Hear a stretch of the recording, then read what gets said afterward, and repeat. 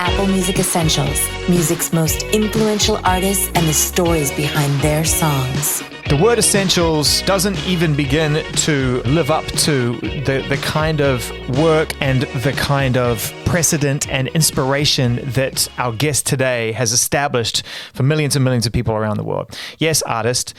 Yes, musician. Yes, performer. Yes, producer. Yes, composer. Actor. Activist. And from what I can tell through all of that and the journey, just all-around great-hearted human being. Cyndi Lauper, it's a pleasure to finally meet with you, and thanks for taking the time to go through Essentials with us today on Apple Music. That was a big intro, hard to live up to.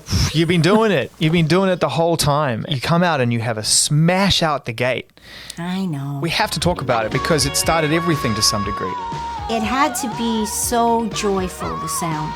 I got away with a lot. When we did that album, it really was soulful. We were inventing. We had like a certain amount of money to produce Girls Just Want to Have Fun.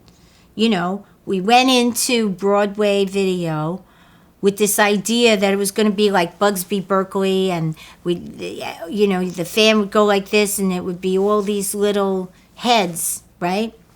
But it wasn't. It was a ball. It was like all the heads came into this one ball. And I looked at the guy and I said, "That's it?" He said, "Yeah." I said, "Well, what else does the ball do?" I says, "Can it bounce? And how much does that cost if it bounces?" You know, because that's how it always is. Cyndi, it's the 80s. If you want the ball with the heads in it to bounce, it's going to cost a lot more money.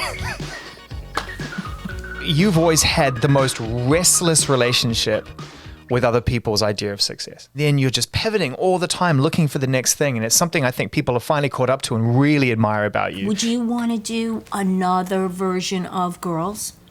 No. I said it. I did it. You know, then I wasn't working with Rob anymore, and Eric, and Ulrich. So, of course it was going to sound different. It was going to sound very different.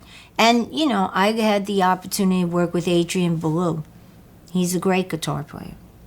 And I had the opportunity to work with Peter Wood, who was a wonderful arranger. In fact, he was the one that wrote that keyboard part in True Colors. Now, da da da da da da da. For True Colors, I purposely put that drum in. I purposely put an effect on my voice that sounded like a whisper. I emotionally regressed myself so that when you were driving in your car, you kind of felt this very simple, tender voice speaking to you. And then the chorus, of course, was bigger. And I see your true colors shining through. You talk about a song like True Colors, and I want to stay there for a second because it moved, and it continues to move so many people. And so I wondered if you could take us back to the day that you recorded that vocal. When we were in that room, the heck were we at the power station? And it was just me, Peter Wood, and Jimmy Braylauer. There were two guys that did drum machines. And I wanted them to play the drum machine live because I liked the sounds. I wanted it to call to the deepest part of a person. And I kept singing it over and over again until it just happened. And we all kind of breathed together. And we did it, but it wasn't, oh, let's just go in there and do it. And, you know, it just doesn't happen like that.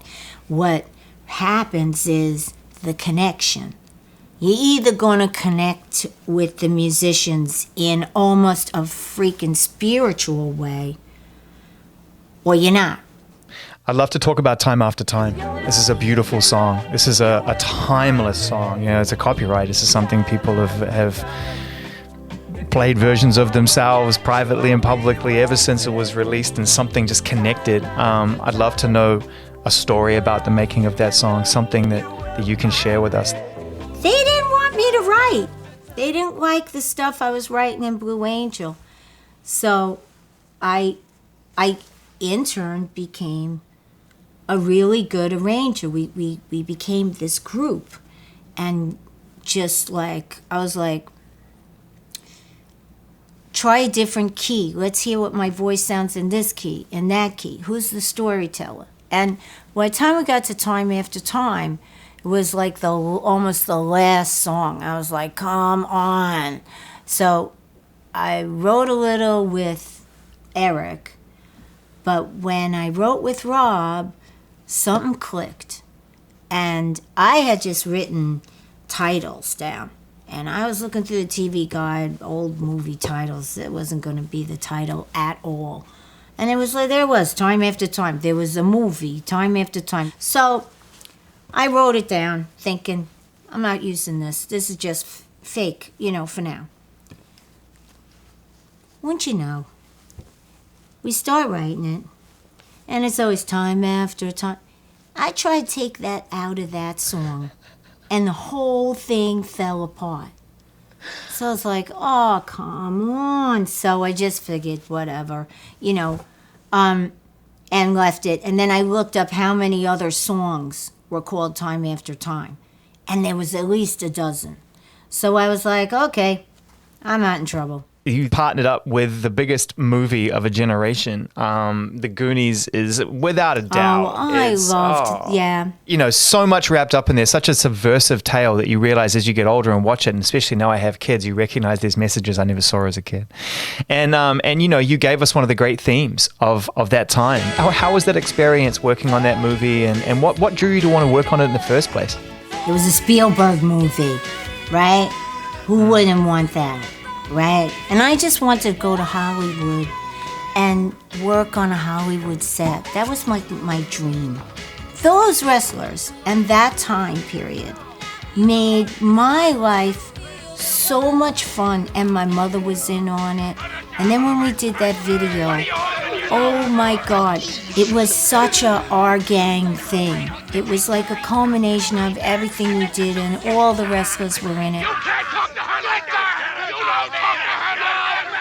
There's an album that you released, which is called A Night to Remember, and it starts with somewhat of a derailment of sorts, a detour, if you will, and you can see where I'm going there, because to me, that intro feels like it was, 17 years ahead of its time, because when that record came out, maybe a little longer, when that record came out, it showed that you had a desire to want to move in that space that you talked about, those 40s, 50s, that kind of real idea of what inspired rockabilly. And then straight after that, you get into this moment, which is just all out modern pop. I Drove All Night. Got to talk about it. When I heard that song, Billy had sent it. I was up in the Cape, and Billy and Tom, I really loved working with those guys. I did. Billy Steinberg, what a wonderful lyricist that guy is. And when they sent that to me, honestly, I thought it was important to do, because I had never heard a song with a woman singing about driving. And driving was a power thing, that you can drive yourself anywhere you want. And I never heard women singing about them driving themselves wherever they want, right? They were always being driven, right? So I thought that was a power song. Sisters of Avalon, which was one of my favorite songs, because we were on the road, we were trying to write. I couldn't come up with any lyrics, and I know I went to bed that night, and I actually cried, and I said, come on, God, help me write these lyrics. It's such an important song. And, of course, maybe they're a little artistic for the radio, but it was telling the story of women and how they have been castrated in so many ways, from the beginning of time. So it was important to me. I sang that song in Tuxedo Park at some old house that I had rented to put all the people who were working on the record in, and I sang it outside. When you write songs like that, when you have moments like that, and you've achieved radio success, and you've sold millions of records, and then you're able to capture something that means that much to you, whether it's through divine intervention or otherwise, aren't those the key moments looking back on it that point you in all the interesting directions? Well, this is all while people tell you, you're ruining your career. It's wrecked. You know, every moment after that was like, you're ruining everything. You will be finished. That's it. No. Let's correct that. Ruining everything for you. I'm having a great time, right? Isn't that what the answer is? No, well, I don't know. I really don't know. I really did think that, you know, there was one time that Etta James came up to me and she wanted me to produce her. And I so wanted to, but because everybody kept telling me all the time that I will ruin everything, I thought if I worked with her, I would ruin her career.